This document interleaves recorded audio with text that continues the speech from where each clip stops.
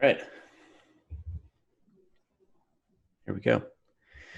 Okay, so today I am thankful for another amazing weekend at the beach. I'm down at the Jersey Shore, and as I get more familiar with the area, I look forward to it more and more. It's a very peaceful section of the Jersey Shore south of Atlantic City, north of Stone Harbor, called Strathmere that we come to, and it's a tiny little town, tons of flat roads. I brought my road bike down. I'm going to do a long ride tomorrow morning and get hopefully some surfing in this weekend, actually. So I'm super excited to get in the water, and I really love the opportunity. So I'm grateful for. All right. So our recent achievements this week, the screen is clearly just plastered with quotes right now, and that's deliberate. I was overwhelmed by how positive and how much positive feedback we received this week. This was sort of a strenuous, certainly a strenuous month. We increased our customer load on the system by over 100% for June. And a lot of these people started at the beginning of this week or the end of last week. And to see all of this super positive feedback on the product, the experience, the team has been amazing. So I went back through all of our different channels, Slack, Twitter, everywhere that we gathered feedback, and it was just kind of basking in it. So I posted some of the great quotes here. But overall, I think it's really important to highlight just how positive this has been, and how the recent improvements we made to the getting started flow, I think in particular, have helped people just get ramped up into the program and start experiencing the benefits much faster. And that's been a huge win. Our wait list is rapidly approaching 15,000. I think we'll be there. I wouldn't be surprised we're there before the end of the weekend.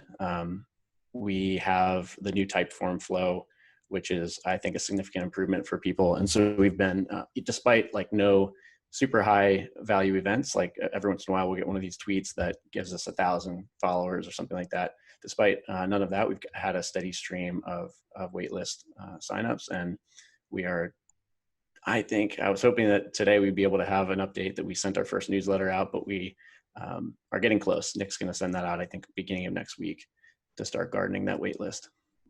Our scoring exemptions are live for exercise. So thanks, David and John, for implementing that. You know, we have tons of questions about how we approach exercise, and also some feedback that other companies don't do very well in, interpreting correctly what's happening with a wearable. So Whoop in particular doesn't really understand different exercise, and they kind of just ignore it, it sounds like. And so taking steps to make sure that we have context for what people are actually experiencing is super important for them to feel like we know what's going on. Nick put together a really cool Kanban tool for our podcast outreach strategy. And so Casey and I have been able to very quickly down select podcasts that have episodes with related content using this tool. Pardon me.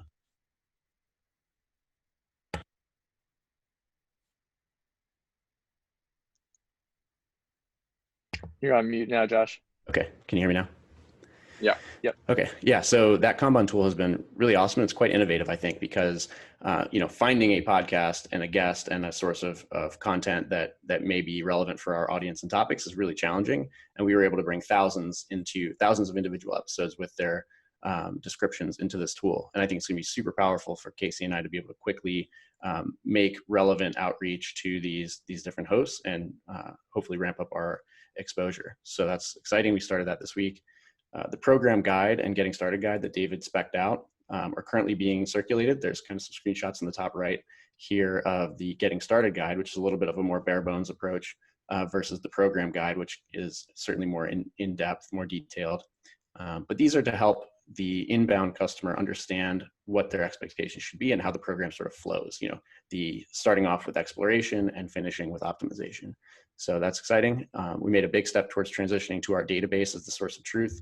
Thanks to Sam, Nick, and Andrew in particular for speccing this out, and Sam's colossal effort in the past 24 hours to crank out some dashboards for us to be able to finally move away from close, which is a manual representation of what's really happening, to our database, which is actually showing us where a customer is in the flow. So excited to, I have not been able to dig in deeply there, but hopefully ops will be completely off of close this week. And then big effort from Andrew in particular on the engineering recruitment side. So we've got some awesome candidates in the pipeline I've been able to speak to this week. And I'm very excited by the enthusiasm we're getting from these definitely world-class engineering candidates. So we'll be adding a few positions in the coming weeks. So we'll probably discuss that in just a few minutes. And then big content week. Thanks, Casey, for cranking out a huge amount of blog content. All of it was really spectacular. Huge smile on my face from the Metabolic Fitness article in particular. So definitely recommend everybody check out our blog and catch up on those. And then David on the Help Center articles. These are going to be huge for our customers. So Zendesk, the Help Center we have set up through Zendesk, will help customers sort of self-serve their way through problems as they see them. So yeah, that's the main stuff. Ali Spagnola in the middle, I just want to highlight her. She's got this sort of stealth social media campaign that she's building for us. And so I'm looking forward to that dropping. She's been having a killer time. She said on day 3 that she doesn't know how she lived without levels before this. So that's what you want. She's been super engaged in my product emails too. Yeah, exactly. I think she already responded to the scan reminders. Love it. All right. So there's not much changed here. The only thing I added is building team depth. So Sam is on Think Week right now, and he has been able to get some deep strategy in, and we've been following along with his thoughts over the past week.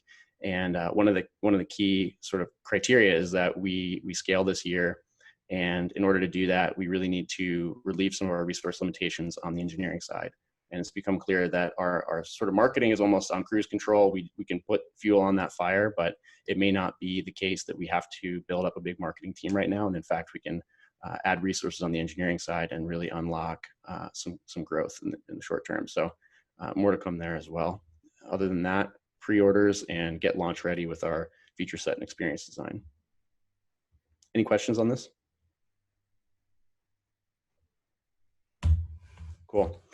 The weekly beta trends, you'll notice a significant dip similar to last week. This is because we are holding until our July quote unquote cohort starts.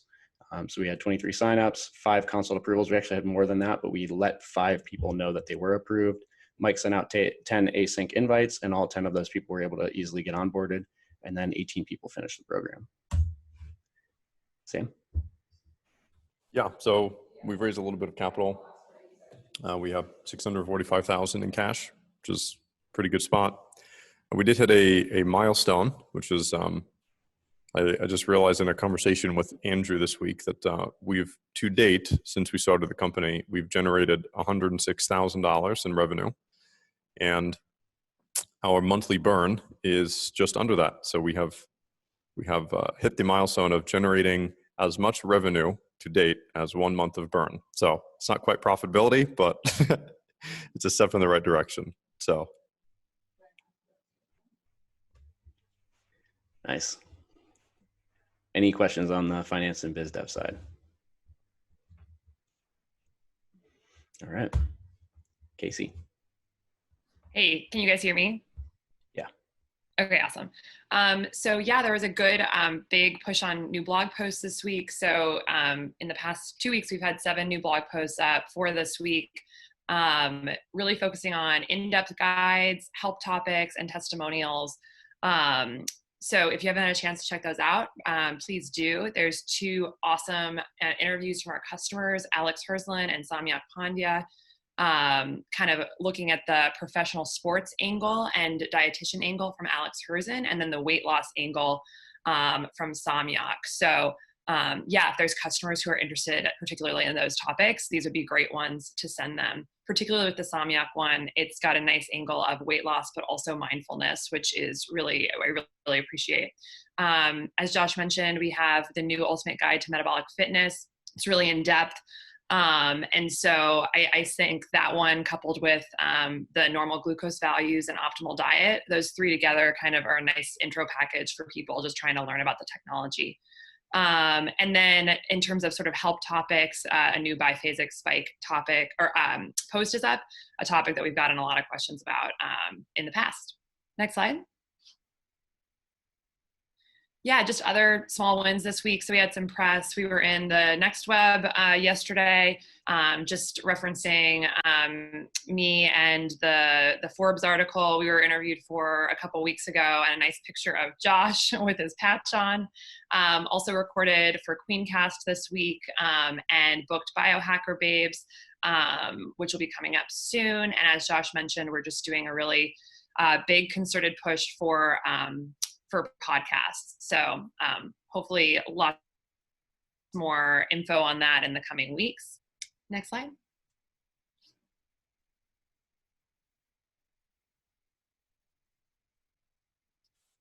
Awesome. So just a little bit about SEO stuff. Also, Josh, are you still able to hear me? Yes. Okay, awesome. My internet's not great today. Sorry about that, guys.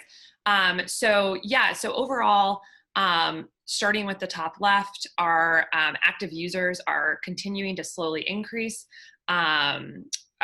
We are getting more and more total clicks on our site through Google. And then on the right, this is looking at top search terms in Google and organized by last week and this week. And you can see that for our a big chunk of our top 25 terms that we're following, we are going up for every single one. So we're in number one for a lot of ones that are kind of specific to our company.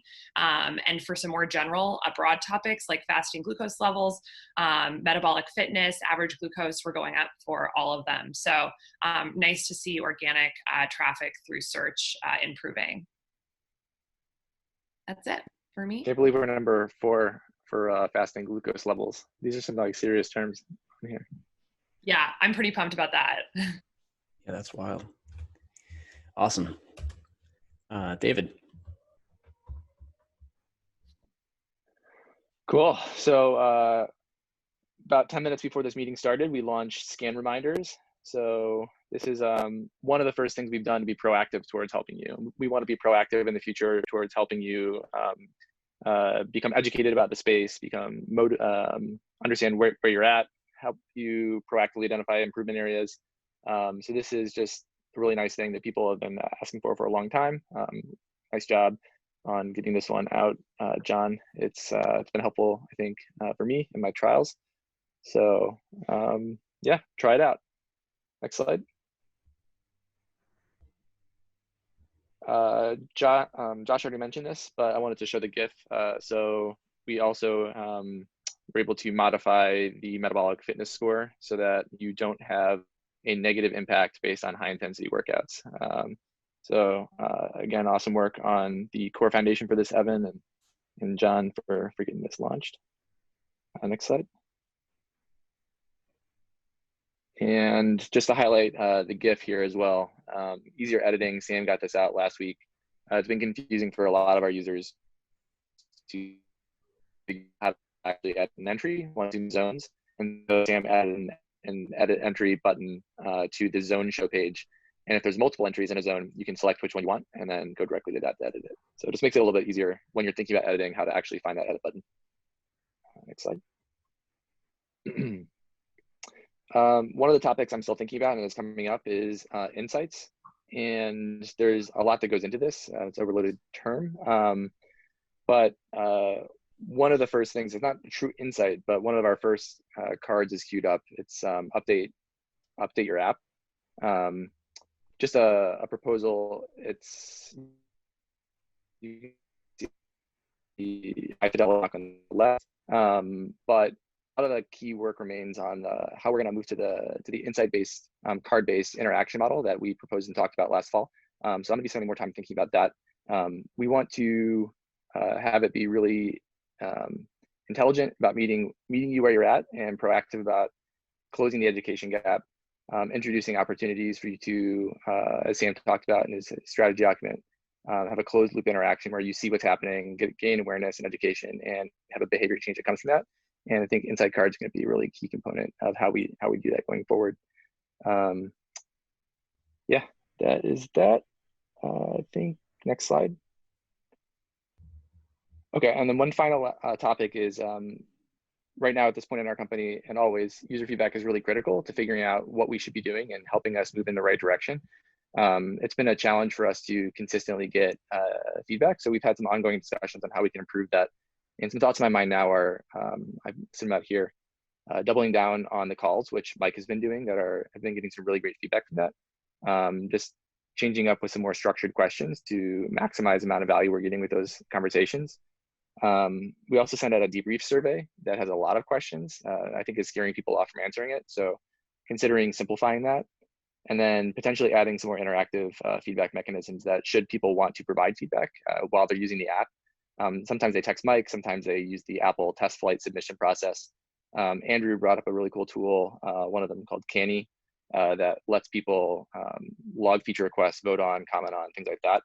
And I'm exploring that to provide more visibility as well. So if you have any ideas on how we can improve this, I would love to hear your thoughts. But you may notice me sending out some Slack messages as I collect user feedback. I'll be putting it in Canny for now, and then fanning that information out to the team. So you can comment on the Slack or you can comment here, but just trying to raise visibility. Super cool. The insight stuff is exciting. I mean, there are very few companies out there that do insights well, I think, and the quality of the data that we have, I just cannot wait until we can start reaching out to people with prompts to add logs when they're missing one, or prompting them to potentially reanalyze what they may have missed about how they feel or stress levels. Anything that we can pull out of people is going to help drive our value gap, and that's going to be super exciting. Yeah, the push notifications would be great too. I forget to scan probably 90% of mornings, so I look forward to having that. That's solved now.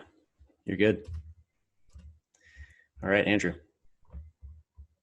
Yeah, so as we talked about before, candidate pipeline is going really well. We may even make some offers in this week or next week, so that's really exciting. What is this? Please move this window away. You guys see that?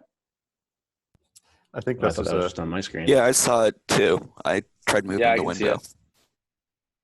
That's a Josh's 20-year-old computer problem. Yeah, this is so funny. Okay, sorry about that. I was like, I didn't add that to the slide. Okay, so yeah, candidate pipeline's going really well. Part of the hiring approach, which is different than a lot of companies, is I want everyone who comes in to be really aligned with what we're doing, really excited to work on what we're building. And so the candidates end up talking to a lot of people. So thank you everyone for these conversations. They'll continue to happen. And I'm trying to round robin so that the load doesn't end on like one person too much. But right now we're tracking around 20 serious candidates. And so there's a lot of people. So there's that. Ops dashboards exist. That's just fantastic. It was really great. Also the regularly scheduled emails are coming together. So that's awesome. Yeah, everyone saw the reports. We ran the first production consult yesterday in the new EMR. So that's really neat. The hilarious thing of this is we have a test doctor that was apparently able to write a real prescription. So that's kind of freaky, but yeah, it happens. I lost your slides. There you go. Yeah, and then new apps out, and then the new getting started is available now. It is live right now. We'll be adding more image assets to it, but it's kind of a step-by-step journey for customers of getting all the correct apps installed, all of the sensor installed correctly, and then thinking about how do you start to use levels. And so these will just completely morph over time. They'll just be used to help people get going on the program. So those are the biggest things that's been going on lately. Huge. The production consultation system is hard to overstate how important that is. It's going to completely unblock a new sort of approach to ops where we can process customers in a structured fashion as opposed to the sort of the gates are open as soon as someone signs up. And it's just been a challenge with our existing consultation sheet to edit and update and keep physicians aware of when edits have happened. And it's just going to be, I think, a significantly better queuing system and flow management when we can get that set up. And not to mention, we will be able to relieve Lori of her e-faxing prescriptions tasks that she currently spends, I'd say, 70% of her life doing right now. So that'll be nice for her. I'm gonna miss Okay. eFax. What a great tool. This company is built on eFax's shoulders. That will change soon. All right, this is a new list. Sam, you're kicking us off for the individual part. Yeah. For me, it's pretty straightforward. I decided I would test out a think week, which is for many of you who have seen my calendar know that I'm pretty much on phone calls all day, every day. And that sort of leads you to miss the forest for the trees sometimes. So I blocked off an entire week for basically just deep work and deep thought. And it's been incredibly positive. I think I'm probably going to make this a quarterly ritual. So there are some learnings from it. But I think broadly, this is something I'm very excited about, something I want to keep doing.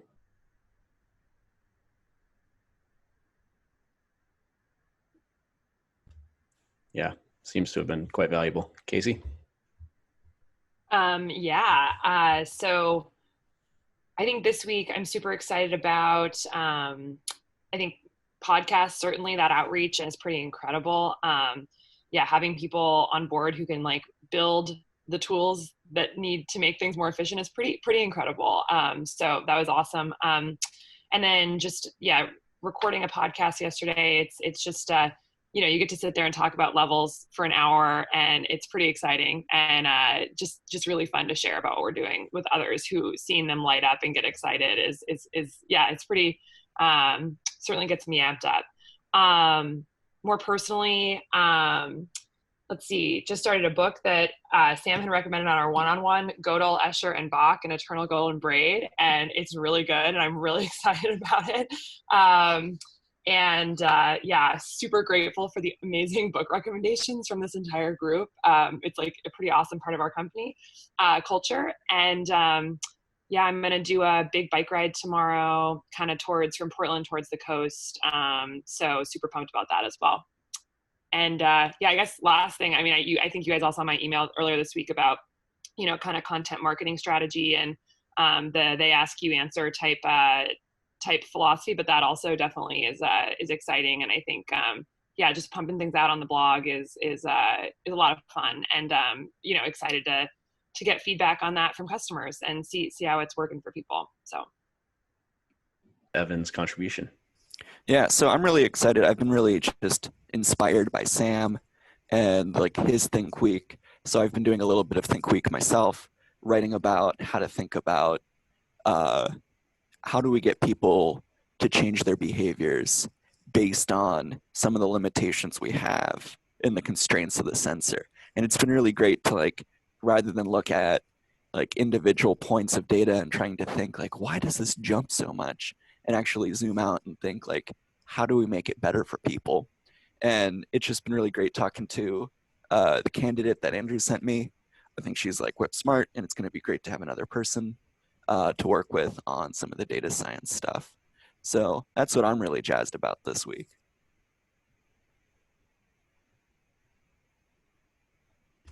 All right, that's me.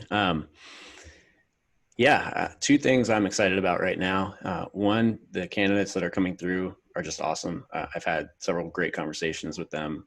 We've got ski instructors and coffee enthusiasts and just people who I'm personally excited to bring into the network, not to mention are clearly just top of their game in the technical side. So I'm enthusiastic about growing a world-class team, and Andrew's put together a really awesome process for making that happen. And I think keeping it fairly low stress. None of the candidates seem to be thrown off or unhappy with the hiring process, which is actually really hard to do. I remember the way that we used to hire people at SpaceX, many of them would be burned out before they got through the day's interviews. And I think that's a kind of not the right approach. Maybe it's preparation, but you certainly want people to be enthusiastic about joining. So excited about that. And then, the other big thing for me this week is looking forward to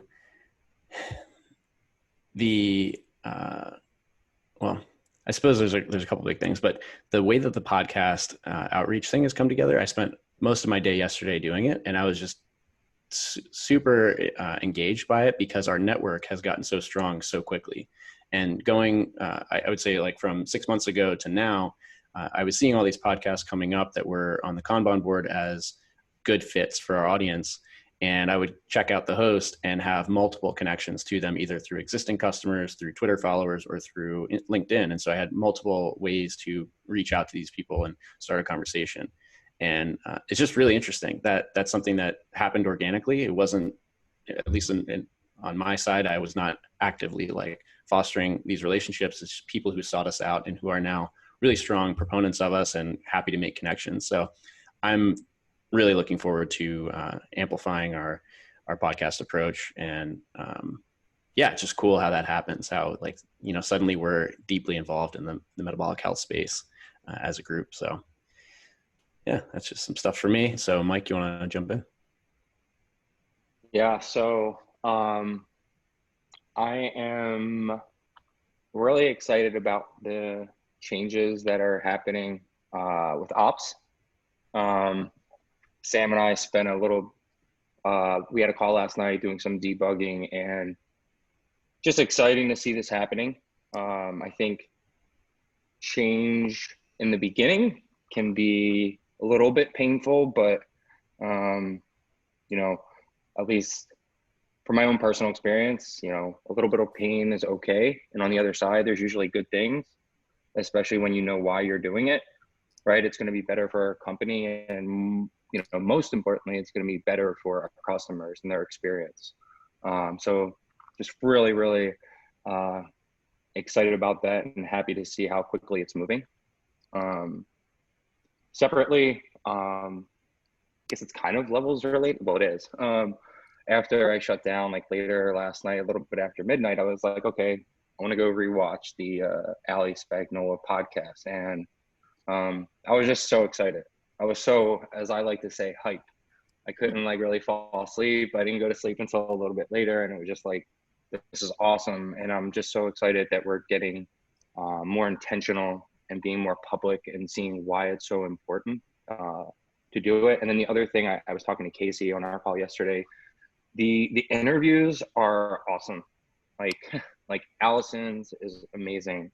Alex's is amazing. Samyak's is amazing. And then also just to see how open and people are like, yeah, sure, I would love to. I would love to do that. And it's pretty, lack of better words, awesome. So, and then personally, I am back home for the first time in 5 months. Had an interesting conversation with Sam on our call this week, and it just thinking a little bit more about my living situation and where it is that I want to live as well. So that's it. So when are you moving to California?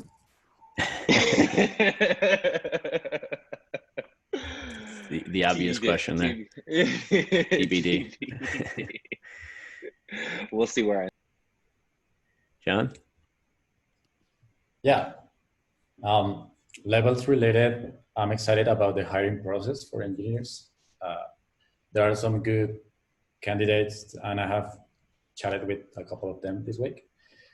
Hal, for example, is a great guy with lots of backend experience, and he's very excited about levels. So I can't wait to have new people on the team and learn new stuff from them. Non-levels related, well, this is not something I am excited about, but today is the day without VAT in Colombia, value added tax. And this is the first time we do this. And it's an effort from the government to reactivate the economy. VAT in Colombia is 19%, and it's really attractive for most people. However, what some people don't know is that maybe most of the stores have increased the prices in 20 or 30% in the last week. I have been tracking some prices, and I was able to confirm that. So yeah, people will not pay for VAT, but they will end up paying even more at the end of the day. And Well, that's funny, but that's not the problem. People can spend their money on whatever they want. The real problem here is that Colombia has been one of the countries in Latin America with the most restrictive rules regarding quarantine since almost the beginning of the pandemic. But today there is no quarantine and no restrictions. So anyone can get outside. Now, if you check the news, you will see very long lines of people in front of the stores, no social distancing, no, there's even people with no face masks. So yeah, that's a little bit sad. That's my exotic country. Foreign people living here say that every time we try to make something good, we make a step forward and 2 steps backwards. So that's funny. Well, if it makes you feel any better, I think that's somewhat shared emotion across basically every country that I've heard of. I think everyone kind of feels that way about where they live.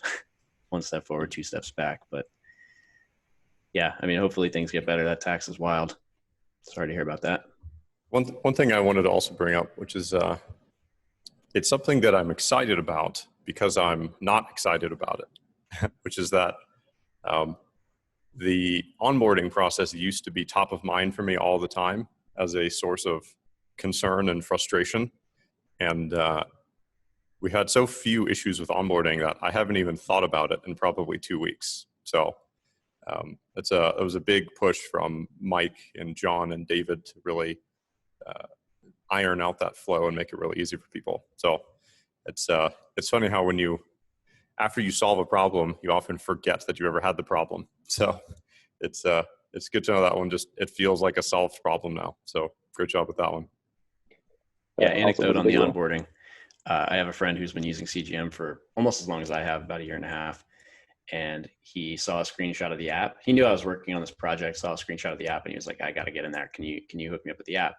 I sent him the async email, and he literally within 2 minutes, I got the notification that he had logged his first data.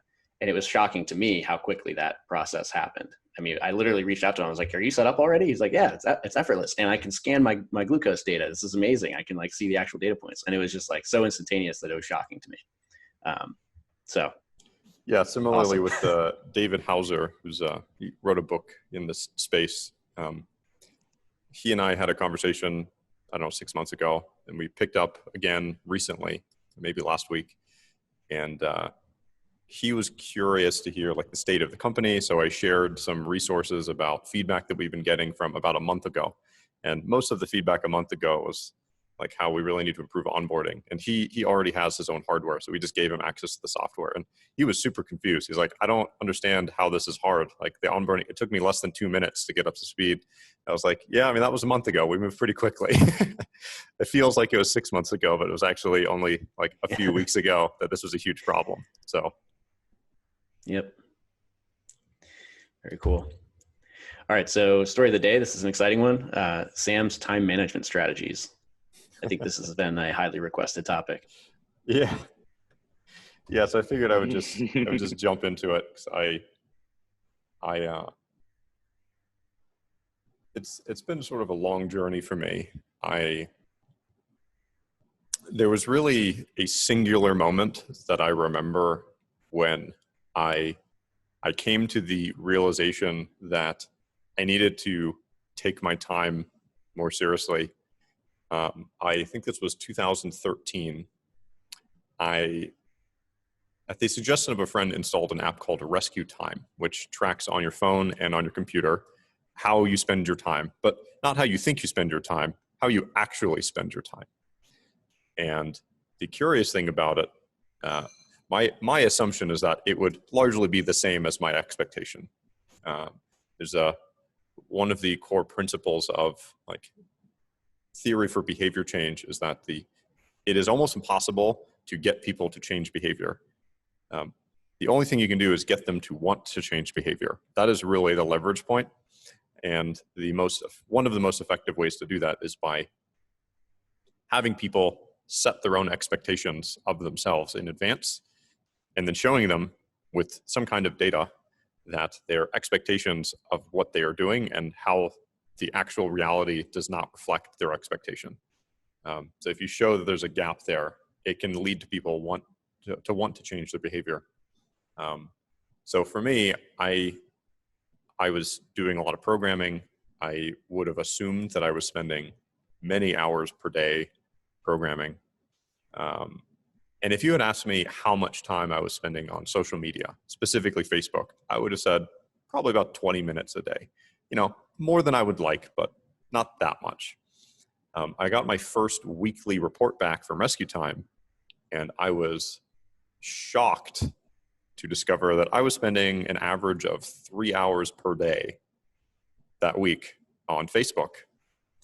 And when I was confronted with this, and also like many hours per day consuming news as well, it was actually the majority of my time was spent consuming the sort of ephemeral, meaningless content. And it was pretty eye-opening. And I started to, once I had that awareness, I started to see in my own habits. I would, as I was walking somewhere to go get a cup of coffee, I'd pull out my phone and I'd like scroll the news feed for a couple minutes. It's a couple minutes here, a couple minutes there. I noticed I had this weird tick every time I would get to my computer and open up Chrome. I would do Command-T F-A return and open up Facebook literally without even realizing that I had done it. It was just like, it was a habit. It was like, basically it was the habit of an addict. So I started blocking these sites. I deleted my Facebook account. I started to gain a lot more control over my own calendar. And these are sort of the things that have come out of that. So we can go to the next slide.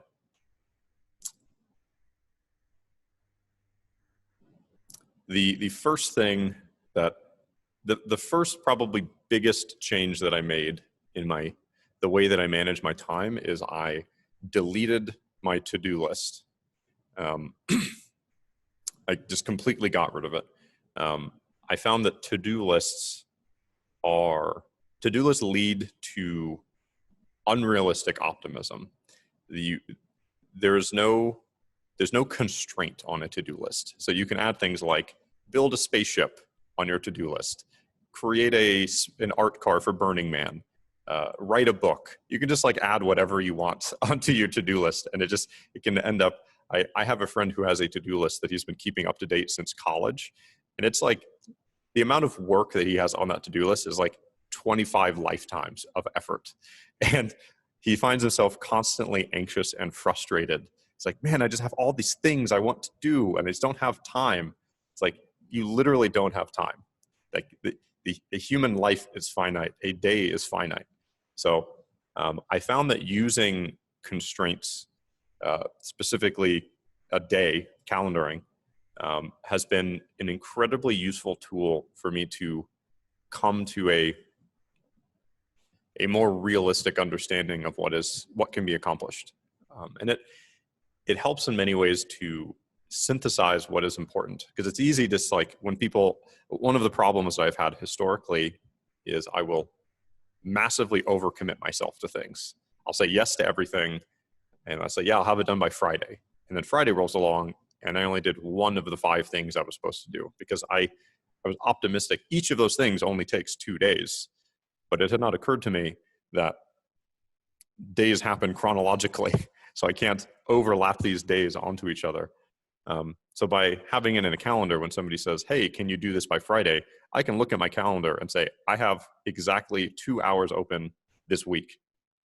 So if this is going to take more than 2 hours, I either have to change something, which is a helpful feedback loop as well. Like if this has happened with David, for example, when David asks me to do something and something comes up and I know that I'm not going to be able to finish the thing that David asked. It's a nice feedback loop to be able to say to David, like, hey, I know I said I was going to have this done by Thursday, but I just moved this block to Sunday. So I'll have it to you by Sunday. Having that feedback loop of knowing when things are getting bumped is a very helpful thing in terms of just team communication as well. So using a calendar to block off time. It's also something that you get better at over time. So like I have about 4 hours blocked off every week for writing these investor updates. And I found that it takes me somewhere between 3 and 4 hours every week to write them.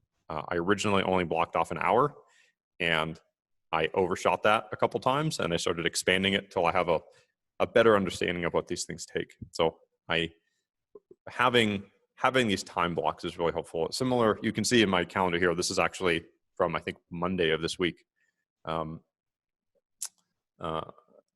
There are repeating tasks. In fact, we can go to the next slide for that. I think I have it in there.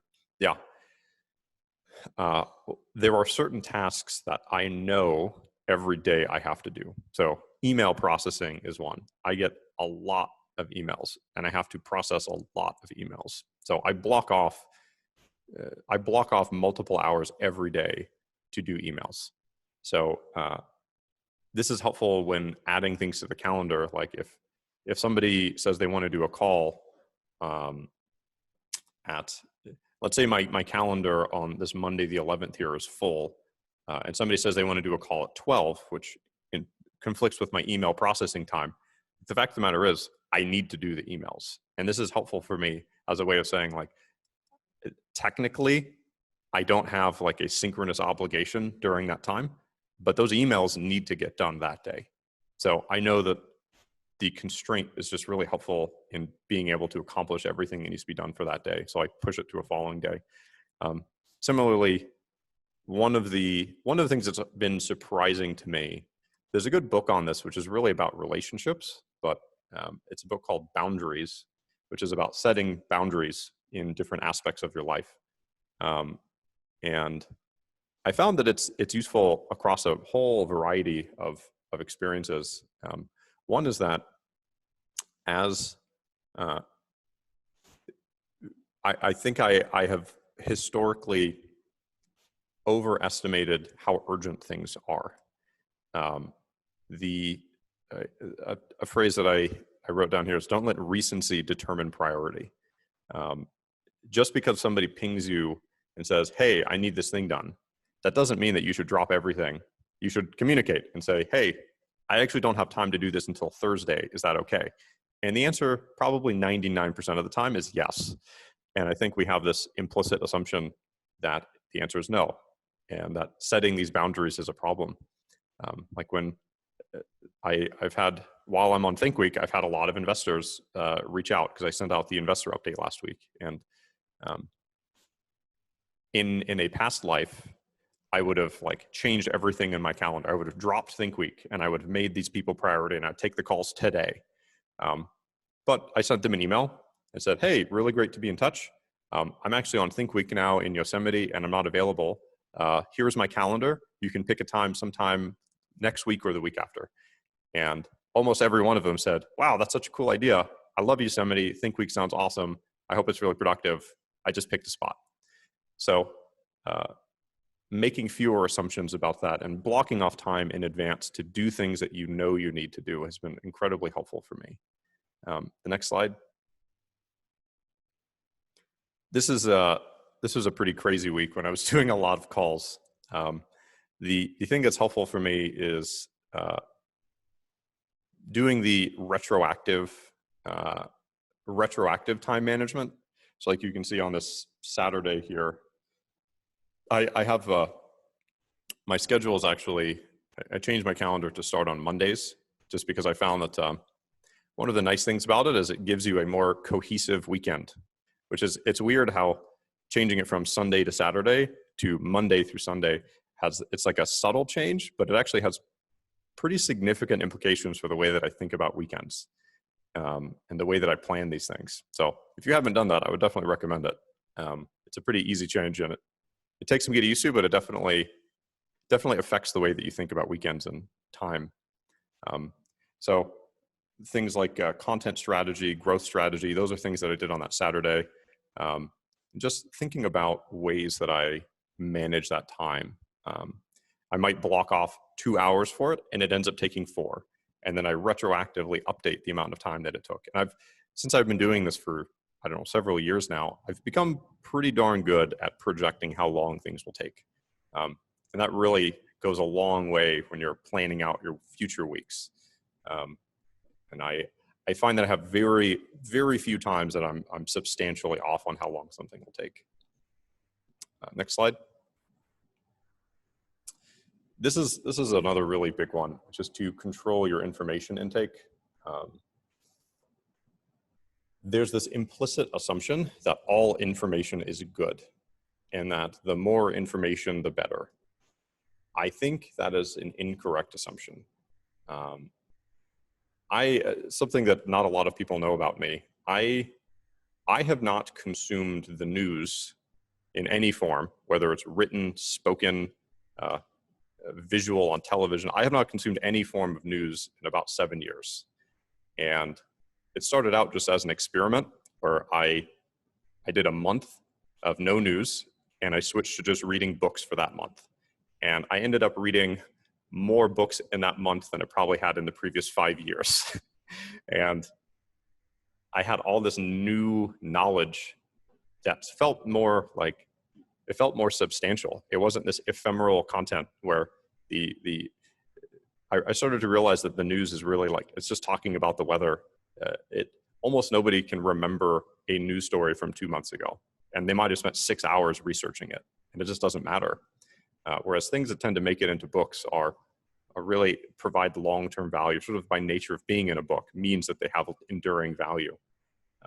So I would definitely encourage people to reconsider how much information you're taking in and from what sources.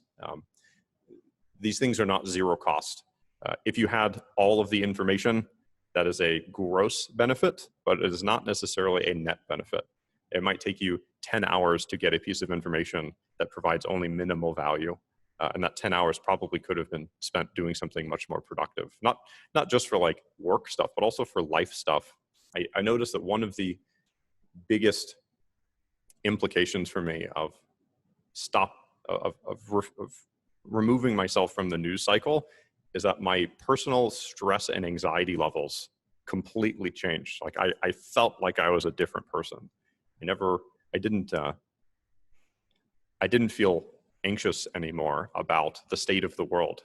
And I realized that I was feeling anxiety about things that were largely not even real to begin with. So it was a kind of a strange realization that I've been worrying myself about things that I have no control over that aren't real. So I would definitely encourage reconsidering information sources. I think there might be one more slide, or is that it? Yeah.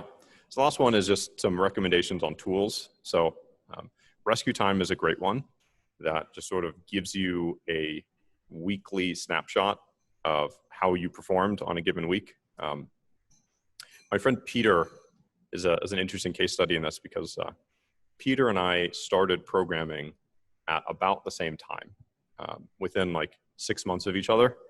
And we were reflecting last year how while we've been chronologically spent the same amount of time on it, I am substantially better at it than he is. And he was lamenting his frustration at why that might be.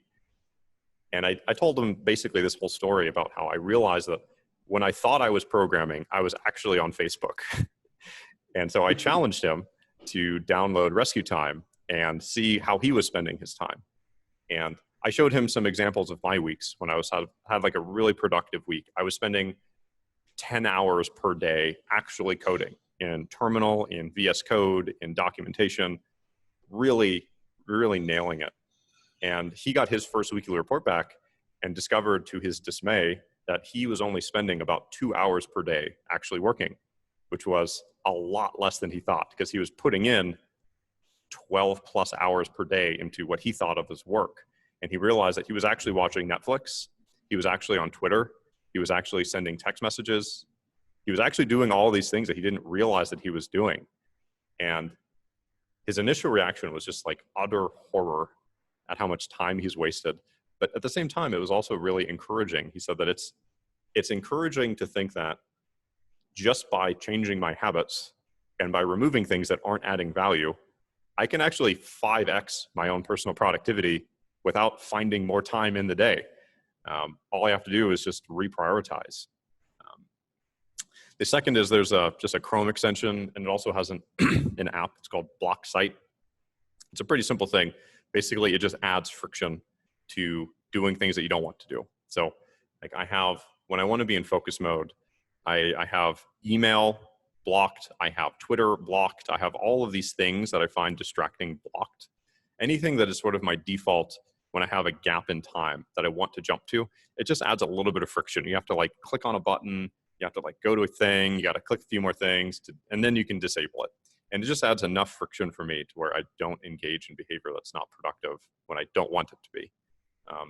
And on my phone, I only have like 6 apps in total on my phone, it's very strange to a lot of people, but like I removed email from my phone. I removed all social apps from my phone. I blocked most websites from my phone. And I found that just by allowing myself that freedom of thought has really added a lot of value to my life. There's also another one, focus goggles, which is a pretty nerdy thing that I put together. I'm gonna pull these out just to show everyone. This is version 3 of focus goggles. Yeah. One of the challenges that I have is I have a really hard time focusing, especially on airplanes when there's like, if somebody's watching Transformers next to me, I'm just going to watch Transformers without the sound. I can't not watch it. It's like, I have a real problem. So I created these focus goggles, which are basically just safety glasses that I spray painted with a line across the front. So all I can see is like this zone right here. They're like horse blinders. And I keep them, it's one of the novelty items that I keep in my bag at all times so that when I really need to stay focused on something, I'm able to do so. Sam calls them a novelty. I think it's the next unicorn startup, personally.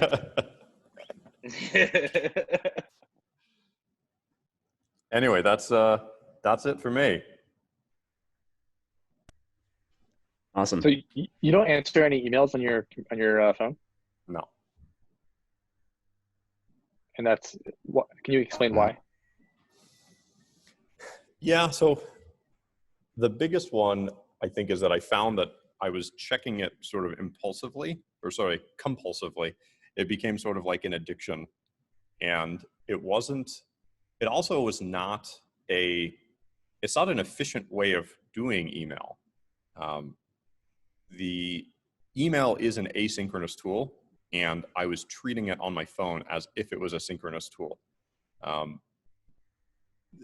The batching is one of the things that I left off of here, just for the sake of time, but I try to batch my activity. So you notice on the calendar that I showed that I have like an hour blocked off for email processing. And that is the hour that I do email. And all I'm doing is email during that time. And in the time that I don't have email processing there, I'm not doing email. In fact, I have my email blocked and I don't have access to it during that time. I found that it allows me to process a lot more email and a much more efficient use of time. Cool. Thanks. Cool. Well, we got a few minutes.